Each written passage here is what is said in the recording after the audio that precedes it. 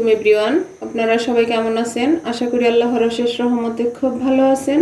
আমিও আলহামদুলিল্লাহ ভালো আছি। তবে কনকনে শীতে খুব অবস্থা নাজাহেল, আমার মতো সবারই, তাই না?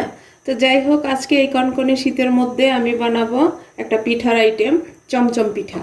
তো এই চমচম পিঠা বানানোর জন্য চালের গুঁড়া নিয়ে নিছি আমি 1.5 কাপ। এই চালের গুঁড়াটা একেবারে ইন্ডিয়া থেকে চালের গুঁড়া করে আমার এক বৌমা আমার জন্য পাঠাইছে, এই যে ভাগিনা বউ আর কি।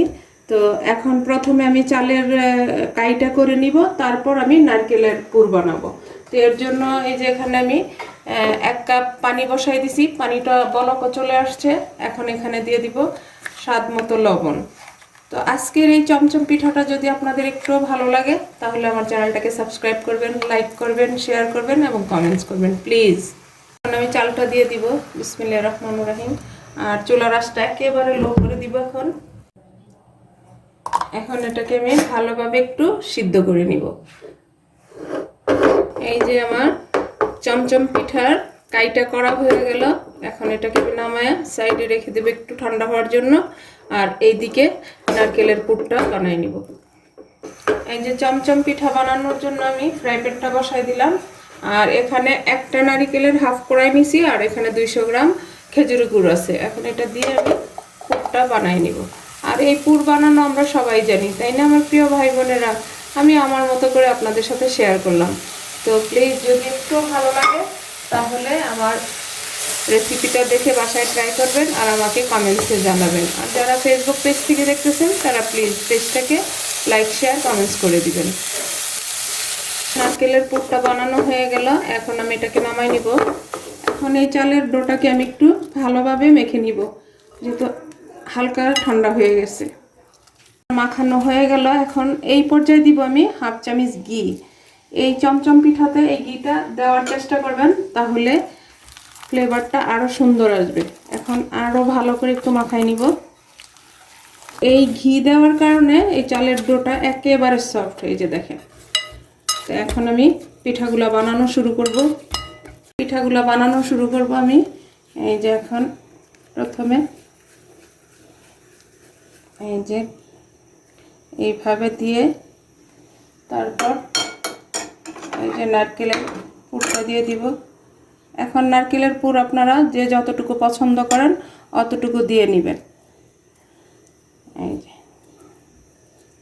একেবারে সহজ, এটা যে কেউ বানাতে পারবেন, কোনো সমস্যা নেই।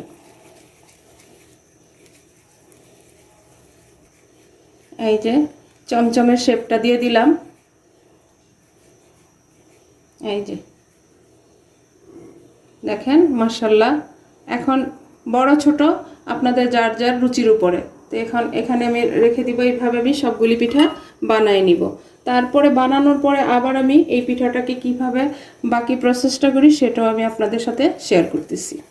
এই যে আমার হয়ে গেল চমচম পিঠা। এখন এই পিঠাগুলো আমি ভাপে সিদ্ধ করব। এর জন্য এই যে আমি একটা পাতিলে অলরেডি পানি বসাই দিছি, পানিটা বলক চলে আসছে। এখন এই পর্যায়ে আমি পিঠাগুলো দিয়ে দিব। বিসমিল্লাহির রহমানির রহিম। একেবারে সহজ এই আজকের চমচম পিঠা। আমার চমচম পিঠাটা দেওয়া হয়ে গেল। এখন ঢাকনাটা দিয়ে দিব, দিয়ে আমি 15 থেকে 20 মিনিট এটাকে সিদ্ধ করে নিব। আমি 20 মিনিট পরে আসলাম। মাশাআল্লাহ মাশাআল্লাহ, আমার চমচম পিঠাটা হয়ে গেছে।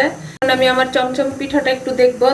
যখন দেখবেন এই যেরকম সফট হয়ে গেছে তখন বুঝতে পারবেন যে পিঠাটা হয়ে গেছে। এখন এটাকে আমি নামাই নিব। আমার চমচম পিঠাটা আমি চুলা থেকে নামাই নিলাম। এখন এটার বাকি কাজটা করে নিব। এর জন্য এই যে হাফ কাপ শুকনো নারকেলের গুঁড়া নিয়ে নিলাম। নিয়ে যেহেতু চমচম পিঠা, এখন এই যে একটা পিঠা উঠাই নিলাম। উঠায়া হাত দিয়ে করব কাজটা আমি। এই যে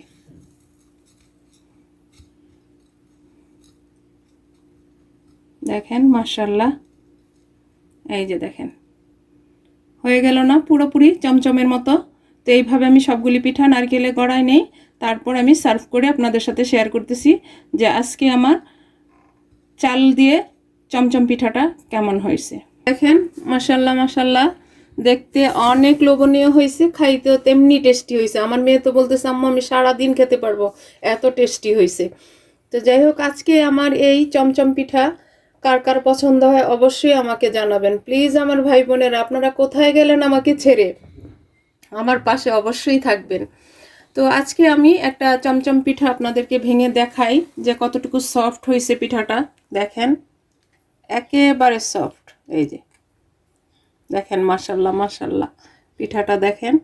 তো প্লিজ আমার ভাই বোনেরা, এই রেসিপিটা ফলো করে একবার এই শীতের মধ্যে চমচম পিঠাটা বানায়া দেখতে পারেন, আশা করি অনেক ভালো লাগবে। তো যাই হোক, আজকে আমার এই চমচম পিঠা বানানো শেষ হয়ে গেল।